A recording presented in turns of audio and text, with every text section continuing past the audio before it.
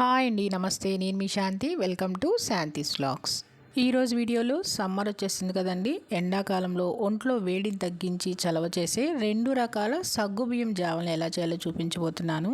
ఈ వేసవి కాలంలో ఒంట్లో వేడిని తక్షణమే తగ్గించడానికి ఆరారుగా ఇలా సగ్గుజావ తీసుకుంటే మనకు వెంటనే శక్తిని ఇస్తుంది. అలానే ఒంట్లో వేడి మొత్తం తగ్గిపోతుంది. వేసవి కాలంలోనే కాకుండా ఎప్పుడైనా సరే మనకు వేడి చేసినప్పుడు తరచుగా ఈ సగ్గుజావ తీసుకుంటే ఆరోగ్యానికి కూడా చాలా మంచిది. ఈ 2 రకాల సగ్గుజావలు ప్రిపేర్ చేసుకోవటం చాలా ఈజీ.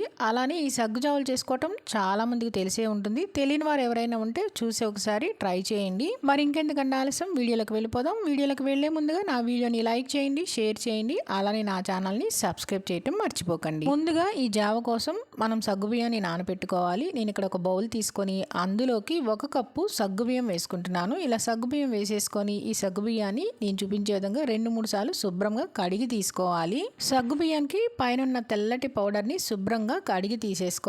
నేను ఇక్కడ లావు సగ్గుబియ్యాన్ని తీసుకుంటున్నాను. ఇలా శుభ్రంగా 2-3 సార్లు కడిగి తీసేసుకున్నాక ఈ ఎక్స్ట్రా వాటర్ అంతా పారబోసేసుకొని మళ్ళీ ఇదే సగ్గుబియ్యంలో మనం ఇందాక ఏ కప్పుతోనైతే మనం సగ్గుబియ్యం కొలుచుకున్నామో అదే కప్పుతో 1 కప్పు నీళ్లను పోసేసుకొని ఈ సగ్గుబియ్యాన్ని పావు గంట పాటు నానబెట్టుకోవాలి.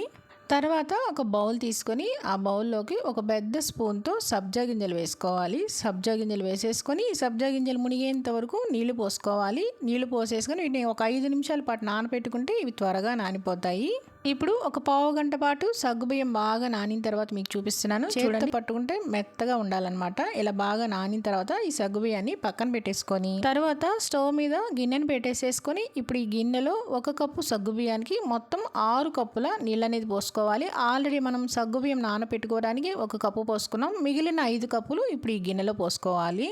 నేను తీసుకున్న 1 కప్పు సగ్గుబియ్యానికి 4 మెంబర్స్ దాకా వస్తుంది. మీరు కావాలంటే క్వాంటిటీ అనేది చూసి వేసుకోండి. ఇప్పుడు నీళ్లు పోసేసుకున్నాక ఇప్పుడు ఈ నీళ్ళని బాగా మరగనివ్వాలి. చూడండి, నీళ్ళు అనేది ఇలా మరుగుతూ ఉన్నప్పుడే మనం నానబెట్టుకున్న సగ్గుబియ్యం మొత్తం ఈ నీళ్ళల్లో వేసేసుకోవాలి. సగ్గుబియ్యం మొత్తం వేసేసుకొని మంటని హై ఫ్లేమ్లో పెట్టుకోకుండా లో ఫ్లేమ్లో పెట్టేసేసుకొని ఉడికించుకోవాలి.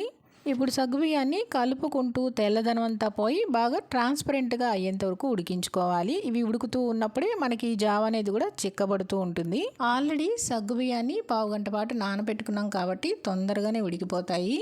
అలానే ఇలా మధ్య మధ్యలో కలుపుకుంటూనే ఉండాలి, లేకపోతే సగ్గుబియ్యం అడుగంటి తొందరగా మాడిపోతూ ఉంటాయి. సగ్గుబియ్యం చూడండి ఈ విధంగా ఉడకాలి. తెల్లదనం అంతా తగ్గి బాగా ట్రాన్స్పరెంట్గా అయిపోయినాయి. ఇప్పుడు స్టవ్ ఆఫ్ చేసేసుకొని ఈ జావని పక్కన పెట్టేసుకొని చల్లారబెట్టుకోవాలి.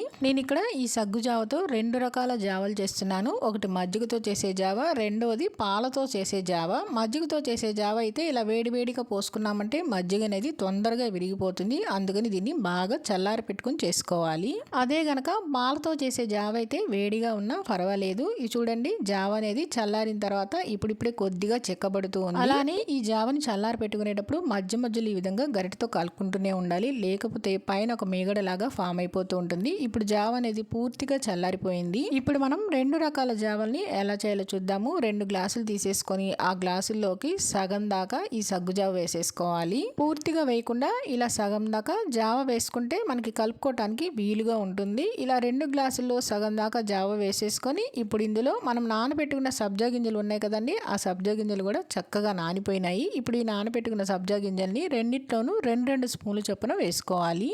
ఇప్పుడు ముందుగా 1 గ్లాస్లో 1/2 గ్లాసు పాలను పోసుకోవాలి. పాలు పోసేసుకున్నాక ఇప్పుడు మరొక గ్లాస్లో చిక్కటి కమ్మని మజ్జిగ పోసుకోవాలి. మనం తీసుకునే మజ్జిగ అనేది అస్సలు పులుపు ఉండకూడదు.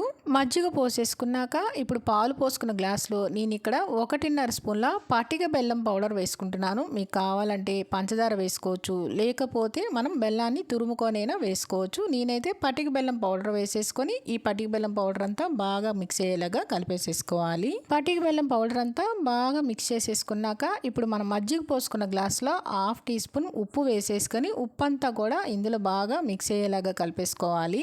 సాల్ట్ అంతా బాగా మిక్స్ అయ్యేలాగా కలిపేసేసుకొని సర్వ్ చేసేసుకోవటమే. నేను పాలతో చేసిన జావలు అయితే కొద్దిగా బాదం పప్పుని తురిమి వేసుకుంటున్నాను. ఇలా వేస్తే పిల్లలు ఇష్టంగా తాగేసేస్తారు. అంతేనండి, ఒంట్లో వేడిని తగ్గించి తక్షణ శక్తినిచ్చి నీరసం తగ్గించే 2 రకాల సగ్గు జావలు రెడీ అయిపోయినాయి.